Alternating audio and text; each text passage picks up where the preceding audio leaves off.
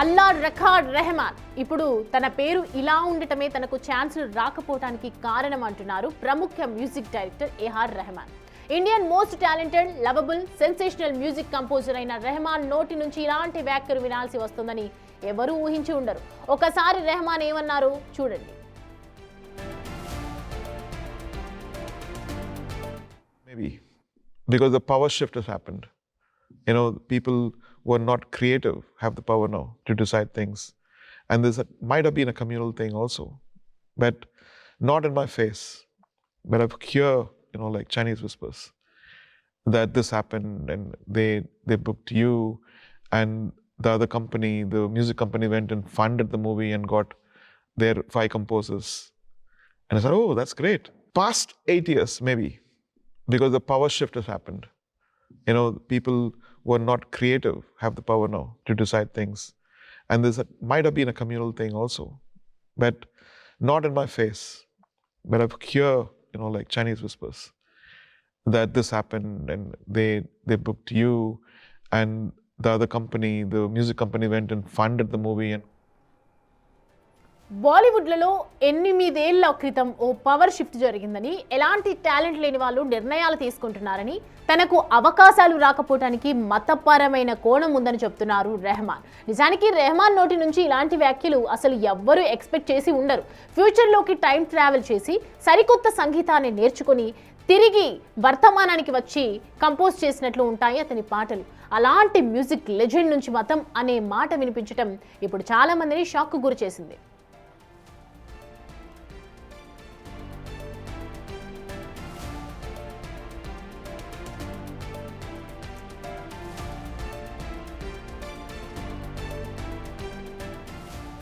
ఇప్పుడు రెహమాన్ వ్యాఖ్యలపై తీవ్ర విమర్శలు మొదలయ్యాయి. సినీ, రాజకీయ నేతలు తీవ్రంగా స్పందిస్తున్నారు. కేంద్ర మంత్రి కిషన్ రెడ్డి రెహమాన్ వ్యాఖ్యలపై తీవ్రంగా స్పందించారు. అండ్ నెంబర్ 1 మ్యూజిక్ డైరెక్టర్గా ఉన్నప్పుడు రెహమాన్కు మతం గుర్తుకు రాలేదా అని ప్రశ్నించారు.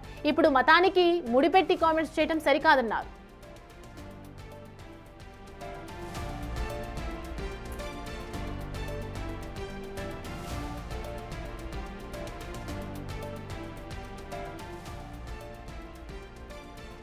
ప్రముఖ సంగీత దర్శకుడైనటువంటి ఏఆర్ రెహమాన్ ఒక స్టేట్మెంట్ చేస్తూ, నేను ముస్లింని అయినా కాబట్టే నాకు సినిమా ఫీల్డ్లో అవకాశాలు రావటం లేదనేటువంటి మాట ఆయన మాట్లాడాడు.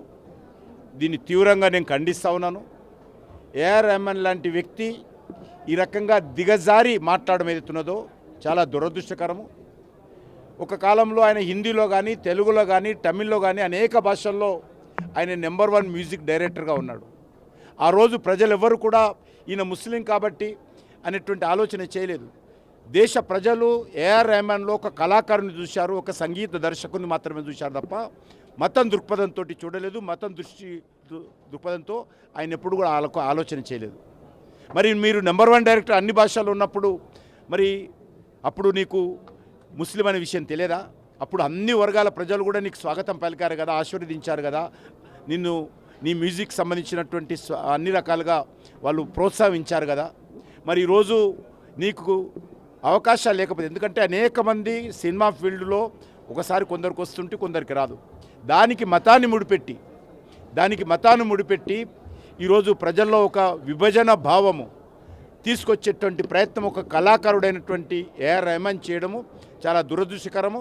ఈ రకమైనటువంటి ఆలోచన బీజేపీ నేత కంగనా రనౌత్ కూడా స్పందించింది. రెహమాన్ అంత పక్షపాత, ద్వేషపూరిత వ్యక్తిని తాను ఇంతవరకు చూడలేదంటూ ఫైర్ అయ్యారు ఆమె. తన ఎమర్జెన్సీ మూవీకి మ్యూజిక్ కంపోజింగ్ కోసం ప్రయత్నిస్తే రెహమాన్ కనీసం తనను కలవటానికి కూడా ఇష్టపడలేదన్నారు ఆమె.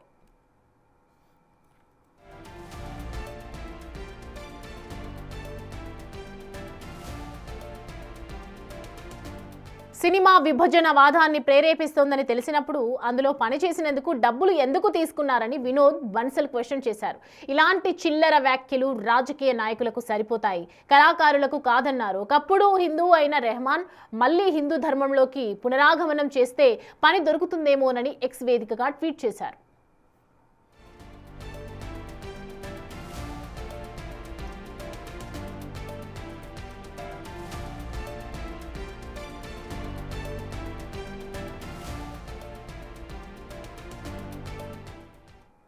ఈ అంశానికి సంబంధించి పూర్తి డీటెయిల్స్ అందించడానికి మా ప్రతినిధి శ్రీపాల్ జాయిన్ అవుతున్నారు మనకి లైవ్లో. శ్రీపాల్, చూస్తున్నాం రెహమాన్ వ్యాఖ్యలు ఎందుకు అలా మాట్లాడాల్సి వచ్చింది? రెహమాన్కి ఎంతో పెద్ద ఫ్యాన్ బేస్ ఉంది, ఆయన పాటలు అందరూ ఇష్టపడతారు కూడా. సో ఇలాంటి టైంలో ఇలాంటి మాటలు చేయటం, మతంని తీసుకొని రావటం మధ్యలో ఏ విధంగా చూడాలంటారు? రెహమాన్ తీవ్ర వ్యాఖ్యలు అయితే ఇప్పుడు తీవ్ర దుమారాన్ని రేపుతున్నాయి. ఇండియన్ సినిమా ఇండస్ట్రీ మీద ఒక తీవ్ర దుమారాన్ని అయితే రెచ్చగొట్టే వ్యాఖ్యలు అయితే చేయడం జరిగింది సినిమాకి సంబంధించి. ఎందుకంటే నాపై కుట్ర జరుగుతుంది, నాపై ఇండస్ట్రీలో చాలామంది సినిమాలు ఇవ్వకుండా చాలామంది ఒక కుట్ర చేస్తున్నారని చెప్పి తెలుస్తుంది. అయితే 2020లో కూడా ఈ వివాదాన్ని అయితే నాపై కుట్ర జరుగుతుందని చెప్పాడు. సుశాంత్ రాజ్పుత్ మరణం తర్వాత బాలీవుడ్లో కూడా, ఎందుకంటే వారసత్వ రాజకీయాలు మరియు గ్యాంగ్ కల్చర్ మీద పెద్ద చర్చ జరిగిందని చెప్పొచ్చు. అదే సమయంలో దిల్ బేచారే సినిమా ప్రమోషన్లో కూడా తను ఈ వ్యాఖ్యలు చేయడం జరిగింది. అప్పటి నుంచి మరి ఈ రీసెంట్గా ఒక టీవీ ఇంటర్వ్యూలో కూడా ఈ వ్యాఖ్యలు చేయడం అయితే తన సినిమా మీద తనే కౌంటర్లు వేసుకోవడం, ఎందుకంటే నా మీద చాలా కుట్ర జరుగుతుంది, నాకు సినిమా అవకాశాలు రాకుండా కొంతమంది గుసగుసలు పెడుతున్నారని చెప్పేసి కూడా ఒక తీవ్ర దుమారాన్ని అయితే రేపడం జరుగుతుంది. ఎందుకంటే ప్రముఖుల స్పందన కూడా, ఎందుకంటే చిత్తశుద్ధిపై మాట కూడా, నేను పని ఎవరి కోసం చేయను, నా పని చిత్తశుద్ధి ఉంటే నేనే నా పనే నా దగ్గరికి వస్తుందని చెప్పి కూడా చెప్పడం జరిగింది. కాకపోతే ఇప్పుడు తీవ్ర వ్యాఖ్యలు, ఎందుకంటే ఒక మతపరమైన వ్యాఖ్యలు చేయడం కూడా, ఎందుకంటే ఒక తీవ్ర దుమారాన్ని రేపుతున్నాయని చెప్పవచ్చు.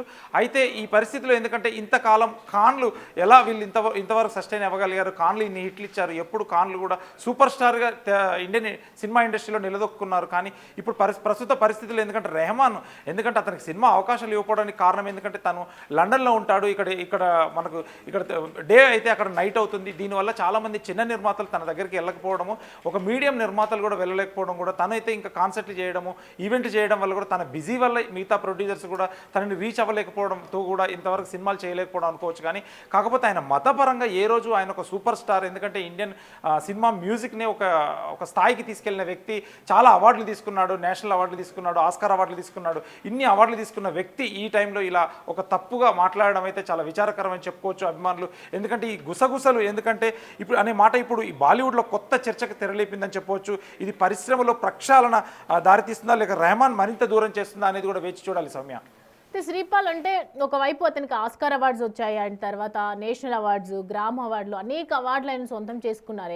ఏఆర్ రెహమాన్ అంటే తెలియని వారు చిన్నపిల్లల దగ్గర నుంచి కూడా గుర్తుపడుతూ ఉంటారు. కాబట్టి ఇలాంటి మాటలు ఎక్స్పెక్ట్ చేయలేము. ఒక్కసారిగా ఇండస్ట్రీలో నిజంగా ఇంత పెద్ద వాళ్ళు, ఇలాంటి అవార్డ్స్ తీసుకున్న వాళ్ళు ఇలాంటి వ్యాఖ్యలు చేయడం ఏదైనా ఎఫెక్ట్ చూపొచ్చు, ఇంపాక్ట్ ఏదైనా ఉండొచ్చు అంటారా?